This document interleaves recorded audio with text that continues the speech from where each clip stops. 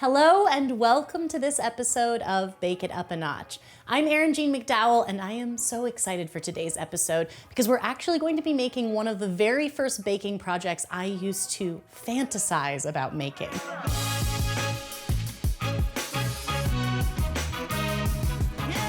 I used to look through old cookbooks and see recipes for these items, petit fours, and think that they just looked so much fun. They were so cute, little bite-sized cakes.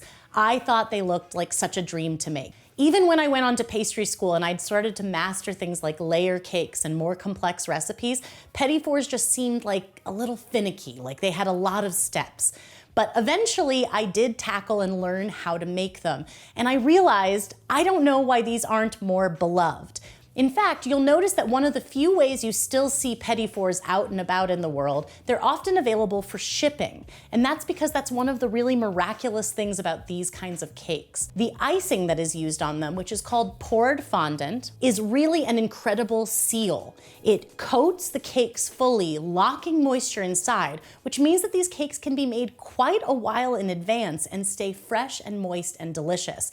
So in this episode, we're gonna make 3 different types of petit fours, from tiny traditional ones to giant snack cake size. As always, we're gonna show you all the tools you need to get this done, every step along the way that you need to make the perfect petit fours, and where mistakes could happen, and if possible, how to fix them. It's gonna be a lot of fun, so let's get baking. Petit fours require sort of a specific texture of cake. It needs to be fairly dense so that it's easy to cut. Also, it's going to be easy to bite through. So this is kind of why I formulated this recipe specifically for petit fours. This cake is also formulated to rise fairly flat, which is really wonderful and important because then we don't really have to level the tops of our petit fours. This is already a fairly short cake, so taking out that step of trying to make the surface flat is very helpful. But for now, let's start mixing the cake. This is a very simple recipe using the creaming method, so we're gonna start by creaming together the butter. Just a minute or two just to kind of start to get it distributed in the bowl. Then we're gonna add our granulated sugar and cream until it's nice and light and fluffy, 4 to 5 minutes. We've talked about the creaming method so many times, but I think one of the most important things to remember is just to scrape everything really well at every stage. So after creaming the butter and sugar, make sure you give it a good scrape. There's always some bits of butter kind of at the very bottom of the mixer, and we wanna make sure that that all incorporates really evenly. This is one of the easiest ways to prevent your creamed batter from separating later. Okay, that was a good scrape. So we'll start mixing again. We're gonna add these eggs one at a time, and we're gonna scrape after every single one we add because we care about our cake batter, y'all. Here we go. Okay, all the eggs are added. Look how fluffy and beautiful it's looking. I'm gonna give it one more scrape, then I'm gonna add the vanilla. We don't have to do too much mixing there, just enough to make sure that it is incorporated. There is a vanilla amount in this recipe, but like with many cake recipes, and as my friend Evan says, sometimes it's okay to add the vanilla with your heart. My heart felt extra today. We just have a few dry ingredients here. So what I wanna do, I've got my flour, I have baking powder, and I have some fine sea salt. Just gonna give those a little bit of a whisk together to combine. Let's also mix our wet ingredients together. What we've got here is some milk, and right now I'm making the strawberry rose petit fours. So these also have some rose water in the cake batter. The strawberry comes later in the filling, so I'm just gonna add the rose water to the milk and whisk it to combine. Now what we're gonna do is we're gonna alternate adding our dry and wet ingredients. So we'll start by adding about 1/3 of the dry ingredients, then we'll add about half of our wet ingredients, and we'll keep going back and forth like that, ending on the final 1/3 of the dry ingredients until we have a nice smooth batter. So I've got my 9x9 pan. I'm gonna grease it with a little bit of nonstick spray and add a little bit of flour to the pan. Gonna knock that flour around. We don't necessarily want to use parchment paper to line this pan because that can leave little lines and indentations, and we really want the sides of this cake to be really smooth because ideally we wanna be able to cut the whole thing to make as many petit fours as possible. I always use my fingers to clean off the paddle because the spatula can only do so much. Okay, into the pan it goes. I'm gonna use a small offset spatula to spread this into an even layer, taking extra care to make sure it's nice and even in the corners. Once I've got the batter in a nice even layer, this is ready for the oven. It's gonna bake at 350 degrees Fahrenheit. Now, one of the common visual cues given for cakes is that when you touch them in the center, they should spring back gently when touched. This cake is not one of those. It's a very moist cake, so even when it is fully baked, it may seem a little bit, if you touch it with your finger, soft in the center. The toothpick test is the best thing to do. It should come out either clean or with a few moist crumbs in the very center, and you're gonna see some nice browning around the edges of your square. Once the cake is finished, I'm gonna let it cool for about 15 minutes in the pan, then invert it onto a cooling rack so it can cool completely. Remember, this is a very moist cake, so when you invert it, it is sometimes normal for a little bit of that moisture on the top of the cake to get stuck to your cooling rack. So if it's easy for you, when you invert it, flip it back over so that the top of the cake is facing up. The fillings and frostings that you use to make your petit fours can really be any number of different things depending on the flavor of the petit four itself. In general, the rule is that if it would hold sliceability for a layer cake, it would work really well for petit fours. So just remember that certain softer fillings, things like lemon curd and caramel, they're still possible, but if they don't hold a nice even slice, they can be more difficult to handle and to glaze, all of those things we're gonna be doing later on in the process. So it's something to consider. With softer fillings, things like jams and jellies, it can also be helpful to pipe a retaining wall of icing to help kind of contain it and make it easier to slice when the time comes. But even if I'm not using a softer filling, I always make an icing or a frosting for my petit fours. And the reason is because I not only use it to keep the edges clean, I also use it to help even out the top surface. The smoother and more even that top surface is, the easier it is to glaze the petit four cakes later. You're gonna wanna make your frosting before you're ready to assemble your cake. Here are all the different frostings and fillings that I'm gonna be using in this episode. We're making 3 different flavors of petit fours or snack cakes. The first one are my strawberry rose petit fours, and those use a combination of American buttercream and a little bit of jam or jelly in the center for a little bit of a fruity punch. The spice cake petit fours are using cream cheese frosting as both the filling and kind of that outer frosting. And the vanilla bean snack cakes are using a sweetened condensed milk buttercream, which is also sometimes known as Russian buttercream. We talked about all of these different frostings in our Icing and Frosting 101 episode of Bake It Up a Notch. If you haven't checked it out, it's truly one of my favorite episodes, so it's linked in the video description below if you want to watch it and learn more about how we made all of these. Let's talk about assembling the petit four cakes. And what I mean by that is that we want to actually cut these into layers and fill them. So the first thing that we're gonna do is we're gonna cut this small cake in half horizontally with a serrated knife. And making sure you have a nice long knife is great for this. So any bread knife, you don't wanna try to use a really small knife here. It'll just make it a lot easier. So start by just scoring a little line. And that line, I'm then checking it, and it does look halfway to me. So then I can kind of rotate, and the nice thing about a square or even rectangular cake like this is you really can just make that score mark on all sides and then match them up when you really make the cut. So I'm just gonna score this on all 4 sides, halfway, and I put the cake onto a cutting board. This isn't necessary. You also don't have to use a turntable, but I like doing that in this case because it makes it easy when I'm cutting to get an even layer. You're gonna see that, and I recommend that in the layer cake episode. But also later we're gonna be cutting these petit fours into individual portions, and if it's already on a cutting board, it makes it so much easier. So now I'm gonna follow those score marks because I already checked them. I know that they're halfway. I'm just gonna let my knife slide deeper and deeper into those score marks while rotating the cake. And eventually the knife is gonna go in enough that I will get to the center of the cake. And at that point, when you've reached the center, you know you cut all the way through the cake because you've been working from the outside in. So see, now the whole thing has come off and I've got a really nice even layer. So next I'm gonna start adding the fillings to the bottom layer. Now, in this case, I'm gonna use a piping bag.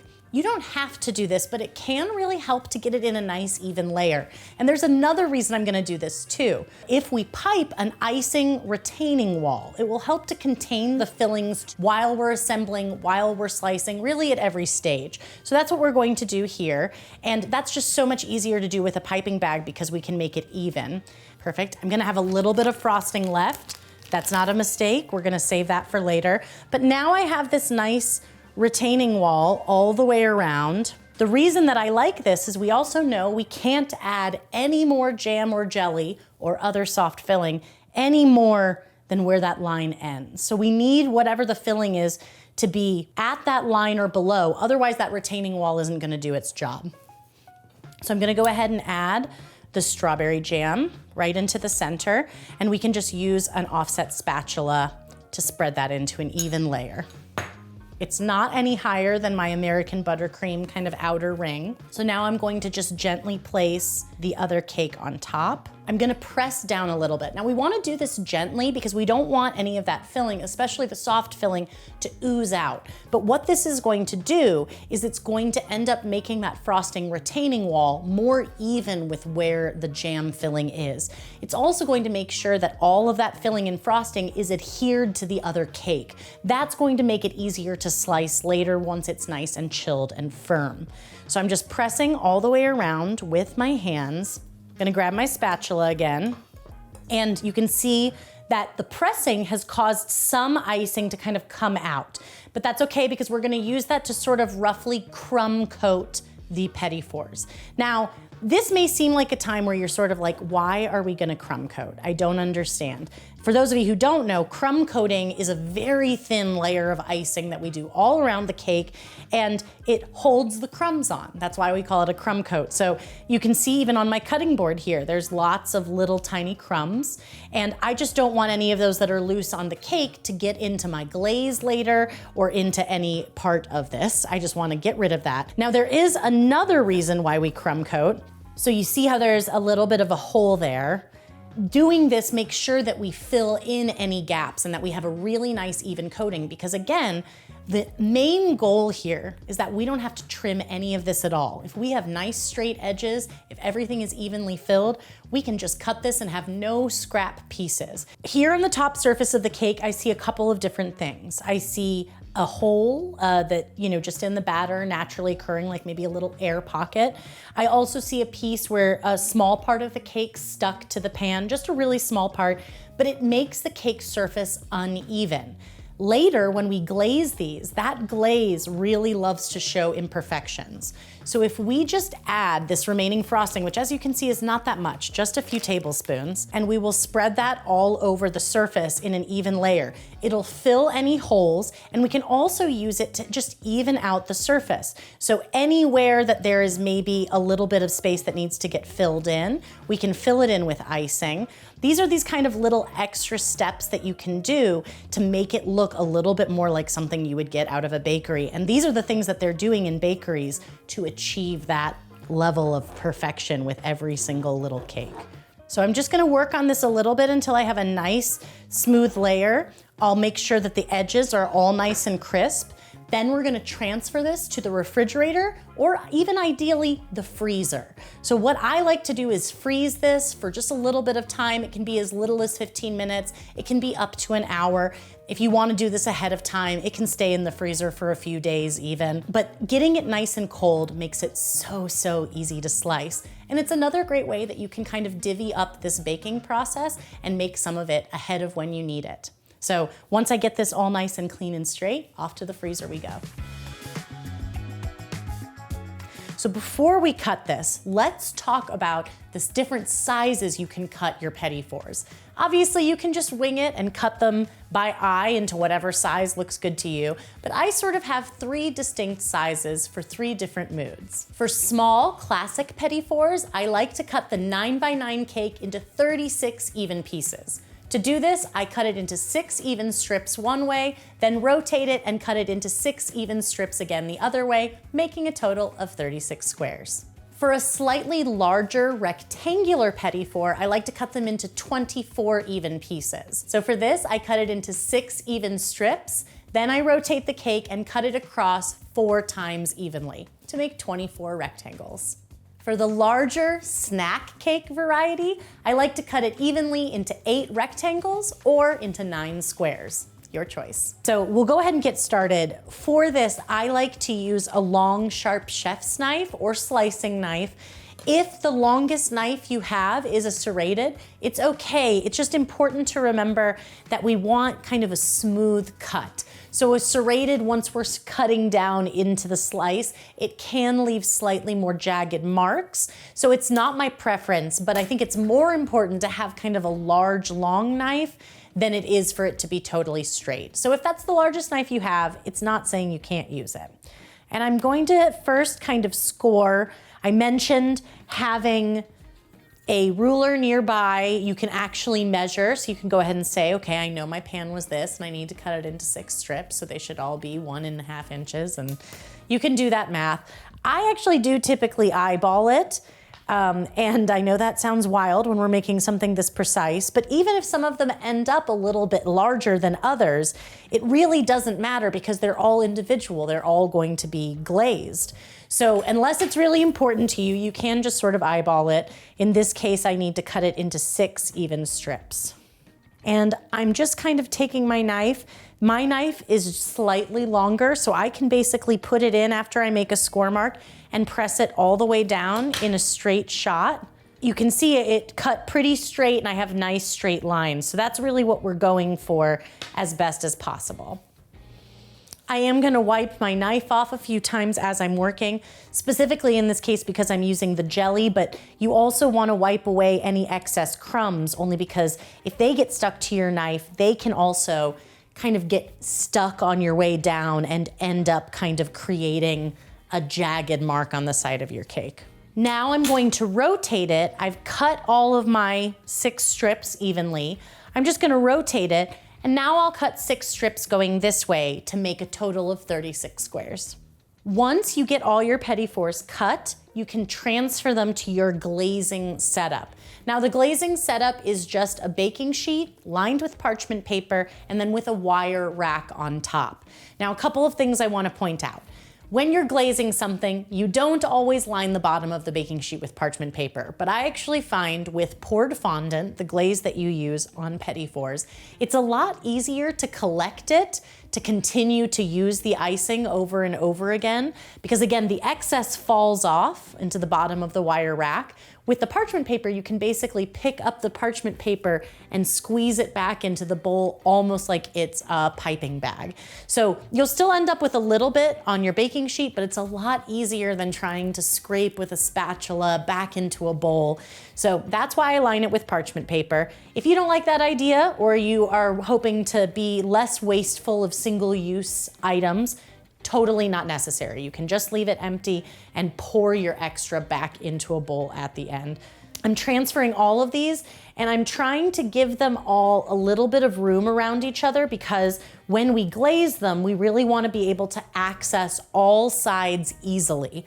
And that sounds like right now pretty easy, but once we've got that glaze, you'll notice it's actually kind of difficult to maneuver around these at times. So once they're on, if I feel like the cake is soft or the frosting is soft or it's a really hot day, I might throw these back in the freezer to firm back up just while I make that poured fondant, but it isn't necessary. And in fact, today the Bake It Up a Notch kitchen is nice and cool, so I don't think I'm gonna have to put these back in the freezer. I'm just gonna move right on to glazing them. Okay, it's time to make the poured fondant, which I truly think is a very underappreciated and underutilized type of icing. Poured fondant is made on a double boiler. So what I've got here is I've got my induction cooktop running. In the induction burner on top, I've got a small pot with a few inches of water in it. Then I have a similar sized bowl on the top. I don't want the bowl to be too much wider than the pot itself. In this case, I'm not doing any really sensitive ingredients like chocolate, so it's a little bit less scary to have it a little bit wider. But the idea is we don't want to heat this icing over direct heat. If you take this icing too hot, it will become too thin, too fluid, and it will also lose a lot of its shine. If it's too cool, it will be kind of thick and gloopy and hard to use. Talk about this more a little bit later in our mistakes happen section. But for now, I'm just gonna take the ingredients and put them all into my bowl over the double boiler. The main ingredient is powdered sugar, and a lot of it. We're gonna need 2 pounds of powdered sugar. I'm also going to add some water. That's gonna help start to dissolve this and get it more fluid. And one of the most important ingredients is some corn syrup. Now, I have an article on Food 52 called "Corn Syrup Isn't Evil." And there are definitely really horrible things about the corn industry, GMO, how much corn we're growing, too much of it. But corn syrup actually plays a really, really important role in baking recipes. So my article is basically about the fact that corn syrup is not the same thing as high fructose corn syrup. And in this case, corn syrup is going to add a really incredible stabilizing effect to this icing. So it helps prevent it from crystallizing, and it helps keep it fluid, and it's just gonna do a lot of really positive things. So there are lots of recipes in which corn syrup is kind of a useful ingredient, and I just think that sometimes people are tempted to skip it because they think it's a super, super unhealthy ingredient. Add some vanilla. We don't want the frosting to go above 100 degrees Fahrenheit. That's that temperature where it will sort of lose its shine. But more importantly, it just won't be as fluid as we need to do the job. So kind of the sweet spot is somewhere around 90 degrees, but not all the way up to 100. So right now, even just from mixing the ingredients to combine, it's already at 84. So that gives you an idea. This doesn't take that long to make. That's one of my favorite things about it. Now, you might ask yourself, once it starts to drop in temperature, can I still use it? And yes, it's going to get thicker and less fluid as it cools down. So you can continue to just warm it up over the double boiler as much as you need. But remember, every time we're applying heat to it, we also risk kind of losing that shine factor. So the goal is to ideally do this as few times as you need to keep it fluid while you're working. Now, this makes quite a lot of icing. As I mentioned, this is 2 pounds of powdered sugar.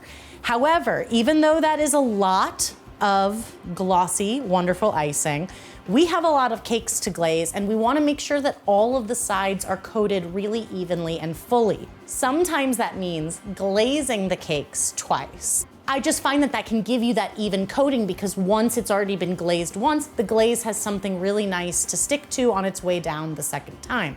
And it can give you a slightly more opaque look. I'm gonna shift all this aside and bring my cakes over here. Oh, and one more thing.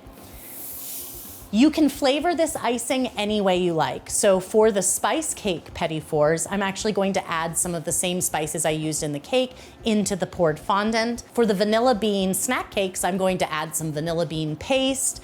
In this case, I'm not gonna add any flavor to the ones for the strawberry rose, but I am gonna add a little color. I'm gonna add a drop or two of pink food coloring just to kind of give a nod to the flavor inside, and just because it's gonna be so pretty. My icing is right around 90 degrees, and this is sort of the viscosity test that I do, is just to hold up the whisk and let it fall off. And as you can see, it's falling in what I would consider a thick ribbon. And that's like that good indicator that it is a nice temperature. It's thick enough that it's going to glaze, but thin enough that it's going to fall down the sides. You really have to pour kind of right near the edge and encourage it to fall all down that side. That's how you're gonna make sure to get the corners and edges evenly covered. And you can see I've already used a couple ladlefuls just to get this one covered. But that's normal, and again, it takes a little bit of practice, and if you're noticing that the glaze is just sliding off, that's usually an indicator that it's too warm. And if you're noticing that it's glooping down the sides, that's usually an indicator that it's too cold. To these rose petit fours, I'm gonna add some little dried rose petals, but I'm gonna let that icing set for about 5 minutes. Otherwise, if the icing is too fluid, the weight of the garnish can actually further pull the icing and cause it to keep running off the sides, and you could kind of end up with a garnish on the side of your petit four. So I think that petit fours can seem a little bit finicky to people, and I think that's because, like a lot of baking projects, mistakes can happen. So it's important that we just talk about some of the major mistakes that could occur to you. And I also want to remind you that just like all baking mistakes, most of the things that go wrong with petit fours actually have to do with their appearance more so than the way that they taste. One of the most common mistakes that can happen with petit fours is cutting them unevenly. One example is like this corner piece here. This would have been avoided if I had trimmed the cakes. I would have left the edges off, but somewhat naturally, this edge piece is crooked. You can see that it doesn't stand up straight. It tilts a little bit to this direction. A cake like this is going to be very difficult to glaze evenly because the glaze is always going to run off the side where it's tipping. You can still glaze it, and what's going to happen when you glaze it is you're just gonna have to take extra care. You're gonna have to do more of the work of getting it on the part that doesn't want to naturally glaze. This same cake actually has another mistake, which is kind of an air pocket. And again, when there's an air pocket, the glaze will usually gloss over it, but sometimes it will form a visible air pocket with the icing. You can pop these, you can kind of patch them by adding more icing. It's not the end of the world. It's just something that isn't gonna give you that nice smooth surface when you glaze. The final example of that kind of unevenness is if you don't take the time to smooth out the top of the cake, anything that you leave on the top is going to stay after you glaze. And here's one example. I'll go ahead and glaze this one that has, I just stuck my finger right in that icing on the top just intentionally to show.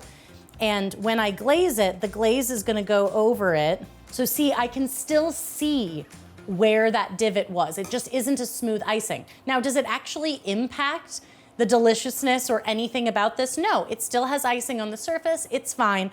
But these are things that, again, you might be tempted, this is such a big baking project, you might be tempted to rush through them, and rushing through the stages of cutting and finishing that top nice and smooth can just come back to haunt you later when you're glazing, and you may wish you'd taken more time then. The other major mistake that can happen with petit fours is having the wrong consistency of icing to glaze with. So actually, this poured fondant that I just used, actually, it's really too thin, and I'm gonna show you.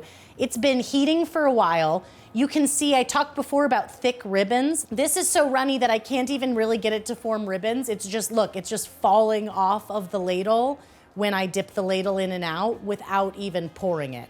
When I pour it, it does pour in a line, but it's not that ribbon.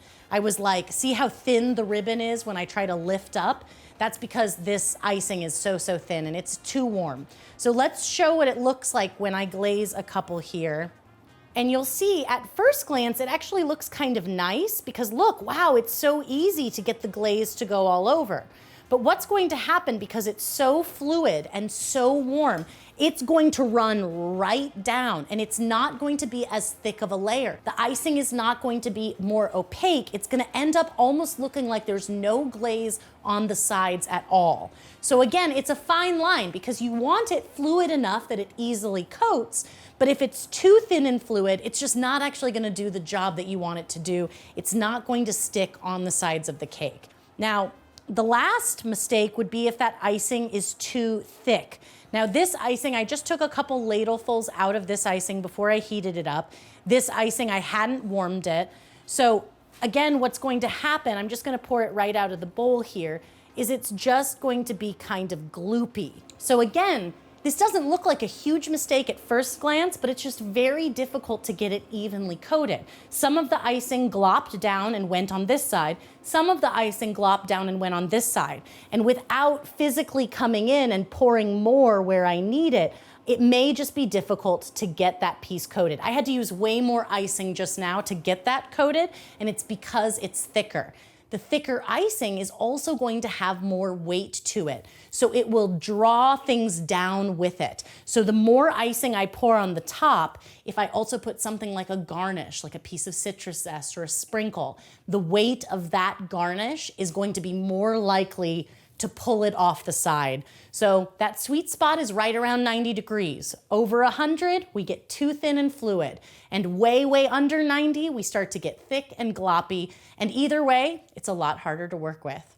Knowing where the mistakes can happen can make them a lot less scary when it happens to you. And like I said, this icing can be cooled down or warmed up as much as you needed to get that perfect glazing consistency. After glazing, it's important to allow the petit fours to set completely. Now, this doesn't take that long, but on humid or really warm days, it can take longer. You can always let them rest up to overnight before trying to kind of handle them, but it isn't necessary. Usually just about an hour will do the trick. If they feel firm to the touch, they're ready to go. If they still feel a little sticky, they may need a bit more time. So once they are all set, like this tray is set, and after it's set, I even drizzled it with some chocolate just to show that technique as well. Now we're going to unmold them, and unmolding them from this wire rack, if they're set, is actually really easy. We just run our offset spatula underneath. They release themselves pretty cleanly from the cooling rack. And I'm just gonna put these on a little serving tray and keep unmolding them. It's, like I said, it's pretty simple. You can always just use your finger or your spatula to kind of touch up any of the edge if it looks rough or if some of it gets left behind. If the icing is set, this is a very easy job, but it is really helpful to slide that spatula underneath rather than just trying to grab them, because remember, these are really sticky, they're fully covered in glaze. If we just grab them and pull them off, we risk that's what I was worried about. We just made that one come completely in half. So by sliding underneath, we're supporting the base and we're able to get it off cleanly. Thank you so much for joining me for this episode of Bake It Up a Notch, where we talked all things petit fours and snack cakes. I had so much fun with this episode because, again, this was something that when I very first started baking, I dreamed of making these. I felt like it was such an intimidating project. And while some of my petit fours are far from perfect, they are all so delicious. And I really hope this inspires you to try this as a baking project in your kitchen. As always, the recipes I made today are linked in the video description below, so you can find them there or head to food52.com. If this episode does inspire you to bake some petit fours or snack cakes, please use hashtag Bake It Up a Notch because we love to see what you're making at home. Until next time, happy baking.